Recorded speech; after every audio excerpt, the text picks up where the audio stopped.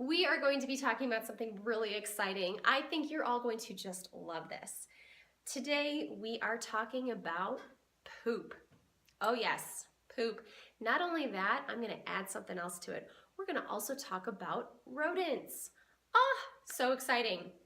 Well, when you move to the country, you have to deal with both of those from time to time. And that was really the case for us when we moved out to the country on a few acres. We've dealt with both poop and rodents inside our house. Fun stuff. But I will tell you that my experience with both of these two things has drawn a few parallels as I've reflected on the stories between that problem and content marketing. I've found that both offer unique problems that you have to solve.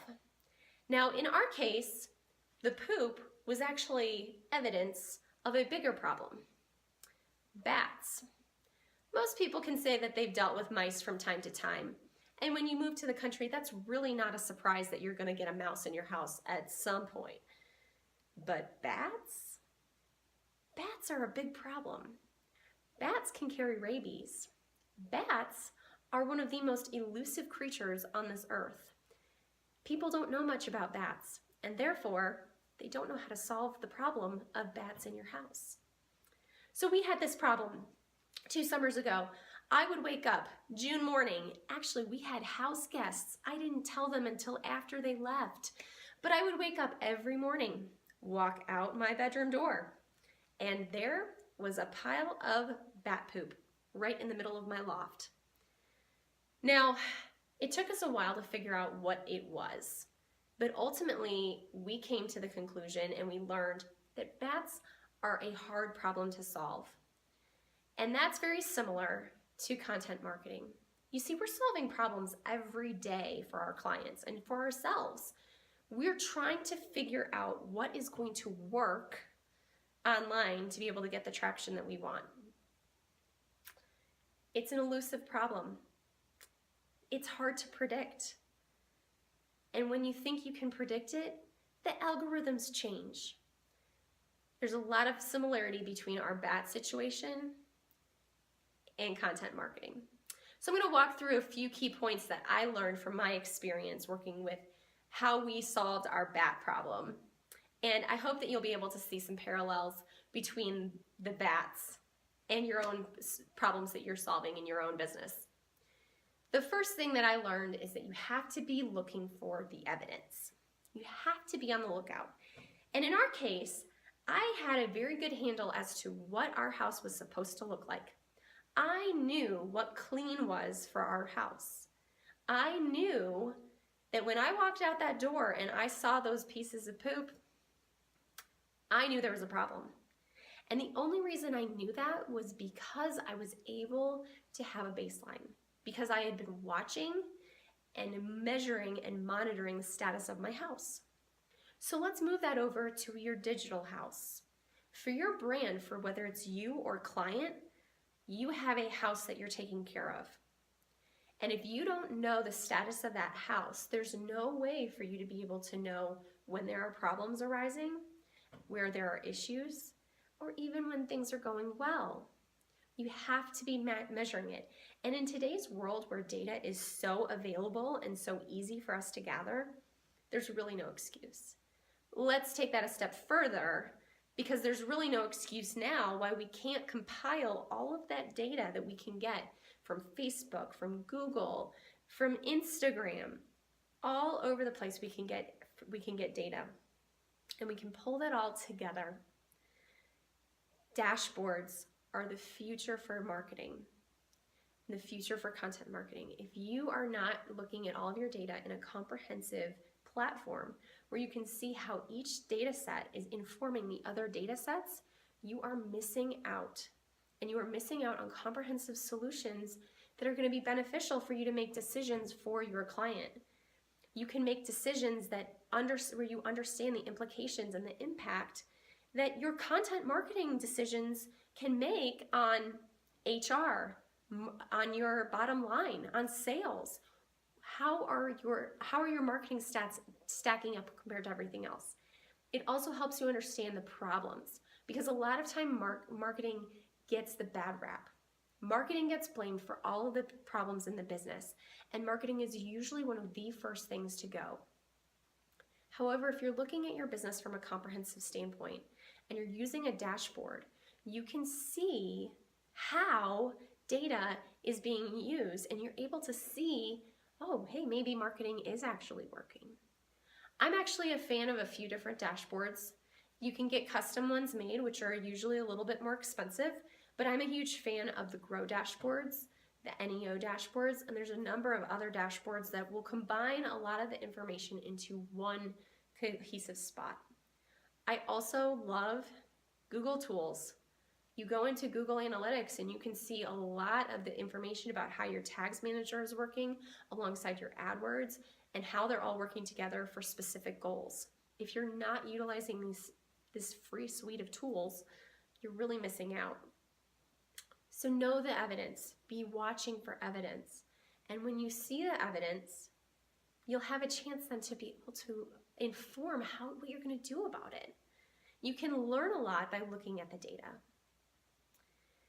The next thing that I learned from our whole bat escapade was that you have to get going. While it's important to have a baseline, you have to at some point get going.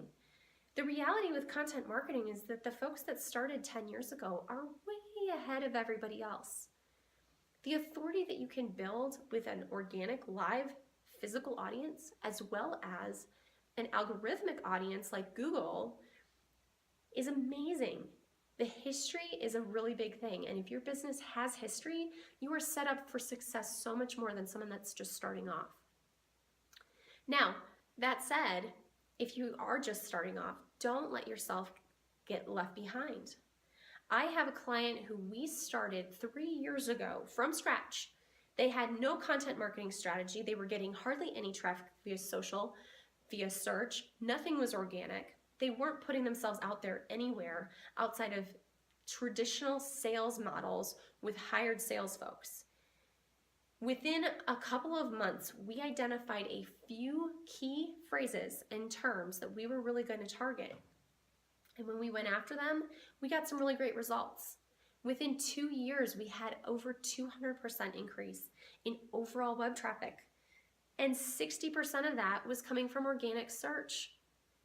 There was a 60% increase in that. That's amazing. And not only that, we were able to target specific keywords. And when we started targeting those specific keywords, one of those being geo-targeting, we happened to hit it at the right time for when geo-targeting was the topic that everyone was wanting to talk about. People were just starting to ask the questions about it. And we were able to see that with the data. We were able to see that these were things that were trending and starting to pop up. And it was something that we could gain some really good organic traction on for them to get that authority on Google. Now let's fast forward almost 2.5 years from when we started that series of short content pieces. Those content pieces consistently, month over month, get the top traffic from an organic standpoint every single month. And because of that, they continue to do that. They continue to perform well, and they continue to perform well for the entire website, bringing traffic and increasing page views. It's been amazing to watch how getting started was amazing. And it took us a few months to figure out what keyword was really going to help us light that fire. It took us a little bit. We were still doing quality content. That was still good. But to find something that was really, really, really effective, that took us a little bit. And the only reason we saw it was because we were watching what keywords were trending and what was going on in the industry. But we had to get started. And it's a snowball effect, because that little piece of content did really well at the beginning and has been able to continue to do really, really well. A lot of people don't like to start because they want to make sure that they've got things absolutely perfect. And perfection is your enemy. Perfection is going to destroy everything that you're going after. Instead, you need to focus on being excellent and get going. Obviously, we all want excellence. I'm a big fan of it. But if it's not perfect, That's okay. I can tell you, a lot of the biggest names in digital marketing I have watched for years, and I have seen typos, I have seen errors, I have seen things screw up.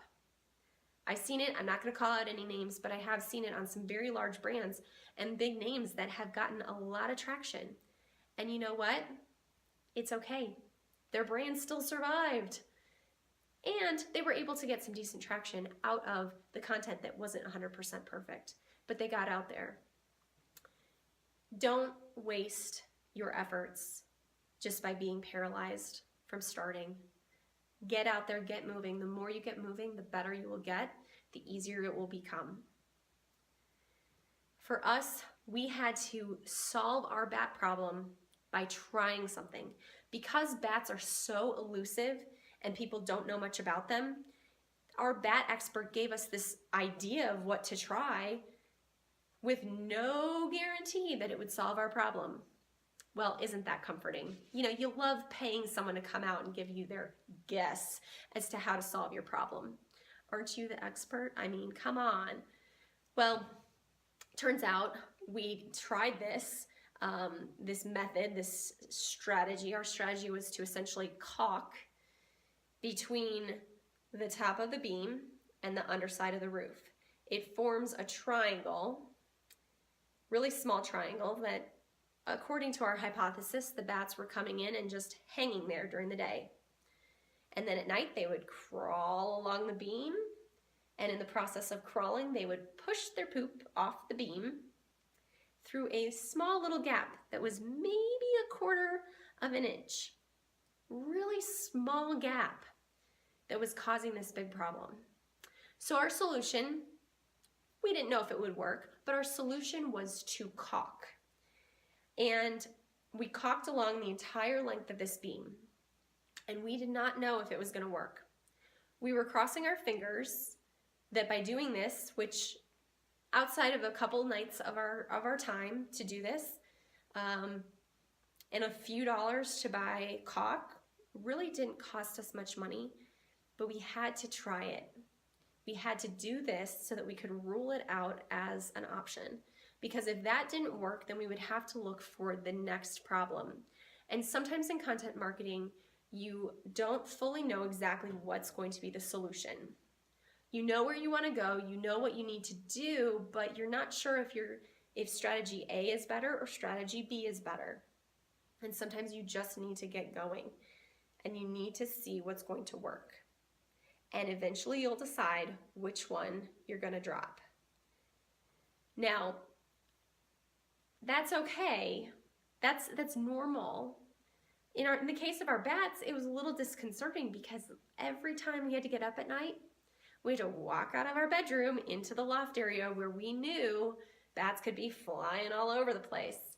It was a little scary. Content marketing isn't nearly as adrenaline rushing, but it still does require that element of getting out there and doing it. The last thing that I really took away from our bat escapade was the concept that you need to be creative. With bats, like I've said, people don't know much about it. So we were kind of flying by night, you know? We didn't know what to do. We had to get a little creative with how we were going to approach this problem. And being the scaredy cats that we were, we came up with a really creative bat-proof outfit to wear while we were working on this project. And to save you the visual image, I will describe it.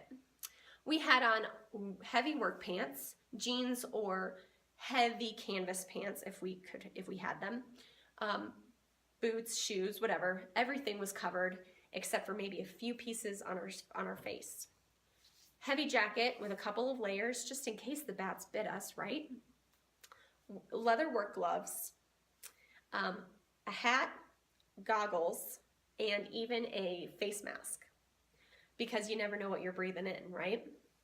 Not only that, but we also armed ourselves with a baseball bat and a tennis racket because we were ready if those bats decided to come flying out of the openings, we would stop them with our tennis racket.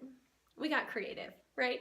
Well, turns out we didn't need any of that, but what we did need that was a creative solution was our rock climbing gear. You see, in our house, everything is exposed, which is partly why we had the problem in the first place. But because everything's exposed, we had these nice, beautiful wooden beams.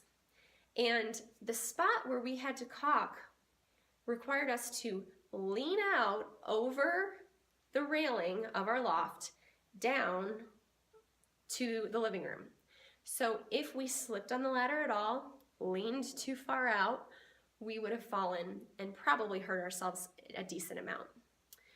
By using our rock climbing gear, while we looked really ridiculous, we were able to stay safe and also reach those kind of hard to reach spots that we were trying to reach for caulking. We had to get creative. We had to think a little bit outside of the box. Not everyone has rock climbing gear, I get that, but we did, and we were able to use it to help keep our project safe and doable without having to necessarily hire some expert. And gosh, who would we even hire to help us do this? So in content marketing, you have to break through the noise. Okay, you have to somehow get past the enormous thousands and millions of images that we get in any given day via social media, email, websites, TV, everywhere we go, we're inundated. So you have to get creative. You have to figure out a way to break above the noise. And that requires getting some new ideas and also staying current with what's going on. One of the things I love to do is collect ideas. I will take screenshots of everything and anything. I save things to different Trello boards.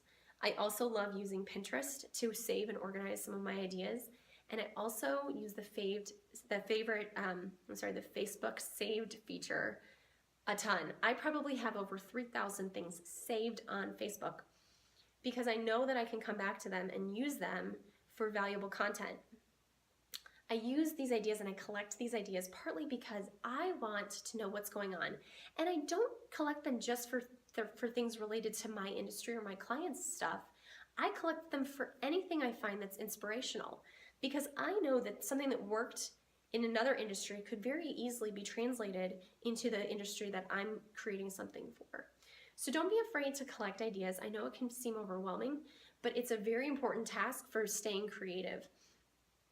And when you're thinking about staying creative, keep an eye for things that you notice that are just, gosh, that's really creative. That's a really cool idea. Saving these things for inspiration is going to be really key. And the more you get into doing it, the more you'll be able to let those creative ideas flow. A couple other tips for staying creative. Bring other people into the conversation. I can't tell you how many times I have brought a third-party person into the conversation and asked them for their ideas and even paid them for their ideas. A lot of people will give you their feedback on things for free, but don't be afraid to hire someone to have that third-party perspective to give you some fresh ideas. Fresh eyes are important. And also, don't be afraid to get out there and spend some time making space for creativity. Whether it's going for a hike, taking an extra long shower, because we all know those ideas come in the shower. For me, since I live a little bit ways out of town, driving is a really important time. There are times where I will specifically turn off the radio so that I can let my mind think and get creative. And some of my best ideas have come while driving. Pay attention for where that might be in your life and make the space for it. So you may never deal with bats in your house. I know that what I experienced is a very unique situation, but odds are you're going to deal with the bat situations in your content strategy. You're going to deal with unique situations and unique problems that really require you to think outside the box. There's not going to be an easy article to go to on Google that's going to tell you how to solve this one problem. And let's face it, things change so much in the digital space that you have to be able to solve some of these problems creatively, uniquely, and on your own anyways.